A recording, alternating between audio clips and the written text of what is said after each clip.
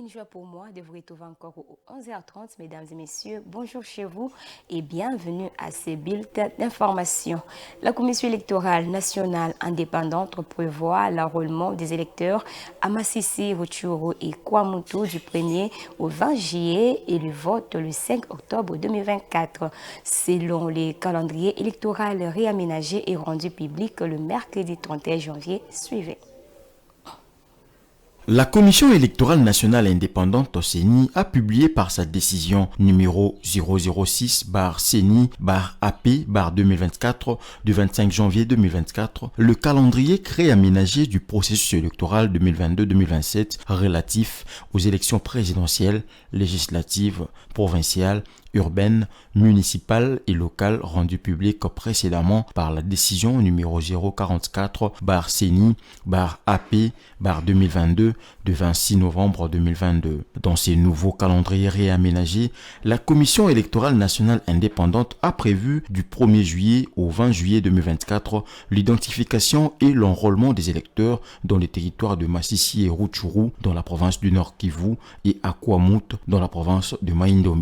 Après l'étape de l'identification et de l'enrôlement des électeurs, la convocation de l'électorat interviendra le 18 juillet 2024. Du 19 juillet 2024 au 7 août 2024, c'est l'ouverture des bureaux de traitement des candidatures à la députation nationale et provinciale. Selon toujours les calendriers électoraux réaménagés, du 4 septembre 2024 au 3 octobre 2024, la Commission électorale nationale indépendante a prévu la campagne électorale pour les candidats députés nationaux et provinciaux et ce, finalement, le 5 octobre 2024 qu'interviendront les scrutins directs des députés nationaux et provinciaux dans ces territoires. La détérioration de la situation sécuritaire n'a pas permis l'enrôlement des électeurs, moins encore le vote dans les territoires de Massissi et Rutshuru, zone encore sous les contrôles du rebelle du M23, soutenu par le régime de Paul Kagame, et à Kwamut suite à l'activisme de la milice Mobondo. Pour des raisons de solidarité envers les Congolais de cette partie de la République,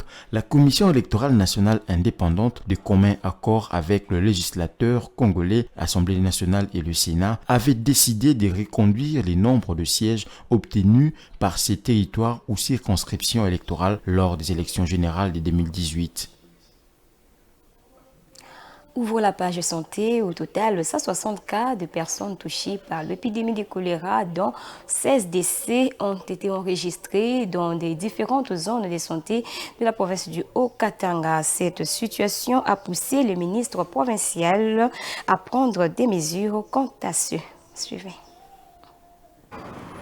Les autorités provinciales du Haut-Katanga ont déclaré officiellement l'épidémie du choléra dans cette région minière du sud-est de la République démocratique du Congo. Selon le ministre provincial de la Santé, Joseph Sambi Boulanda, plusieurs cas ont été notifiés sur presque toute l'étendue de la province. Sur 160 cas enregistrés et confirmés par le laboratoire de santé publique de Lubumbashi, depuis le début de l'épidémie, il y a eu 16 décès au courant de ce mois de janvier. Les zones de santé de Kisanga, Lukafu, Kampemba, Vangu, Kilela-Balanda, Likasi, Mumbunda, Lubumbashi et Katuba sont les plus touchés par cette épidémie de choléra, a affirmé le ministre provincial de la Santé le mardi 30 janvier 2024 dans une correspondance. Il a par la même occasion invité les professionnels des médias, les mobilisateurs, les leaders communautaires, les confessions religieuses, la société civile à sensibiliser la population sur les dangers du choléra et l'importance d'observer les mesures d'hygiène.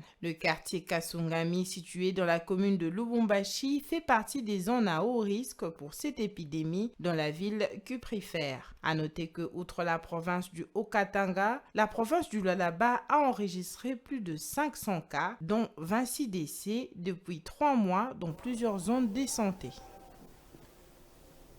Et pour finir, toujours dans la même page, rentrée syndicale le mercredi 31 janvier de la coordination nationale de 3 syndicats des infirmiers, notamment Solsico, Unique et la DICICO.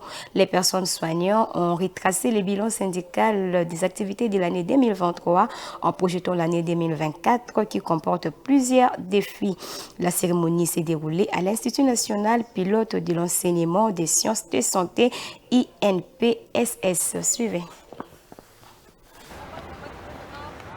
C'est sous le haut patronage du ministère de la Santé publique, Hygiène et Prévention que cette cérémonie de la rentrée parlementaire des syndicats des infirmiers, réunis au sein de l'Union nationale des infirmiers du Congo, UNIC, la dynamique syndicale des infirmiers libres du Congo, DICICO, et la solidarité des infirmiers du Congo, SOLICICO, s'est déroulée. Prenant la parole, Anaclé Chisso, secrétaire général de la SOLICICO, a retracé les bilans syndicaux des activités de l'année 2023 tout en saluant la réélection du président Félix Tshisekedi qu'il espère prendre en compte les desiderata des infirmiers.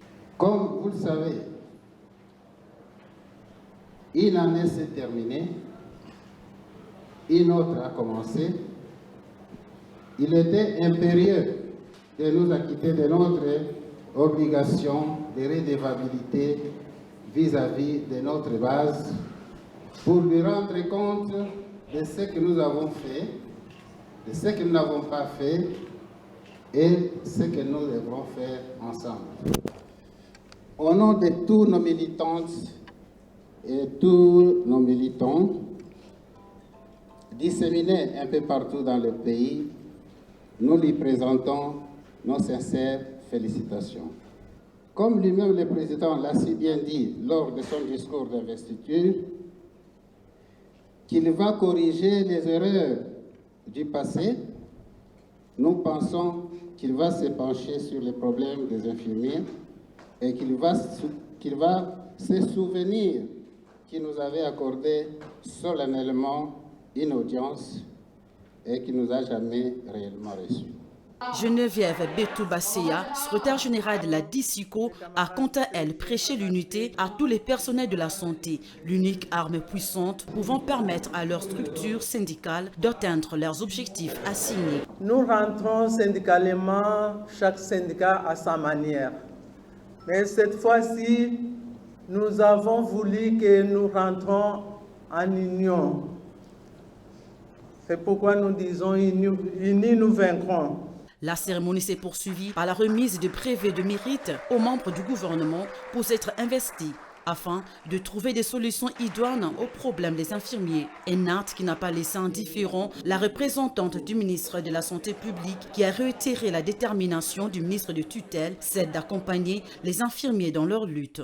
Mesdames et messieurs, nous voudrons à ce titre vous signifier que notre présence en ces lieux est loin d'être protocolaire. Il s'agit de la manifestation la plus éclatante de l'engagement de notre pays. C'est pourquoi le gouvernement, à travers le ministère de la Santé publique, Hygiène et Prévention, ne peut que féliciter les 3 syndicats susmentionnés tout en les assurant de l'accompagnement du ministère. Les infirmiers ont par cette occasion présenté leur mémorandum, celui de rencontrer le président de la République afin d'échanger de vive voix autour des problèmes des infirmiers du Congo et des personnels soignants en général, tout en lui présentant leur gratitude pour son implication dans l'amélioration des conditions sociales des infirmiers. C'est la fin de ces bulletins de l'information, mesdames et messieurs. Merci de nous avoir suivis et bonne continuité des programmes sur votre chaîne Mandjiko Télévision.